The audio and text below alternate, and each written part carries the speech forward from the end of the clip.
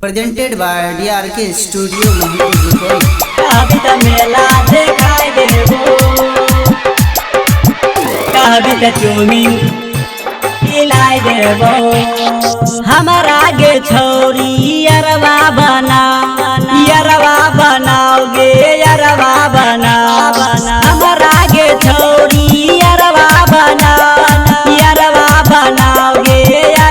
बनाओ। कभी तो मेला दिखाई देबो, कभी तो चूमिंग खिलाई देबो। कभी तो मेला दिखाई देबो, कभी तो चूमिंग खिलाई देबो। चूमिंग खिलाई देबो, मेला दिखाई देबो, चूमिंग खिलाई देबो। हमारा ऐसन नहीं मिलतो गे यारबा, बोल बारी के छोरी खो जाले, बारी के छोरी खो जाले। आगे हमारा ऐसन नहीं मिलतो गे यारबा, बोल बारी के छोरी खो जाले।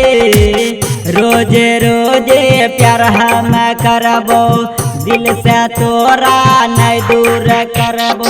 आबे न हमारा से दिलवा लगाई ले, दिलवा लगाई ले, दिलवा लगाई ले। कभी तो मेला दिखाई देबो, कभी तो चूमिंग खिलाई देबो। कभी तो मेला दिखाई देबो, कभी तो चूमिंग खिलाई देबो। चूमिंग खिलाई देबो, Presented by DRK Studio Mahmood. कोनो छोरा से मन नहीं भरतो, खोजबा रोजे रोज गे, खोजबा रोजे रोज गे।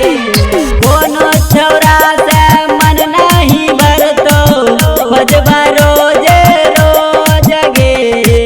कहे छो सुमित संगम गे छोड़ी, अजब गजब के लागे छो जोड़ी। दुर्गा मैया से दुआ मनाओगे, दुआ मनाओ। कभी तो मेला दिखाई देबो, कभी तो चूमिंग खिलाई देबो।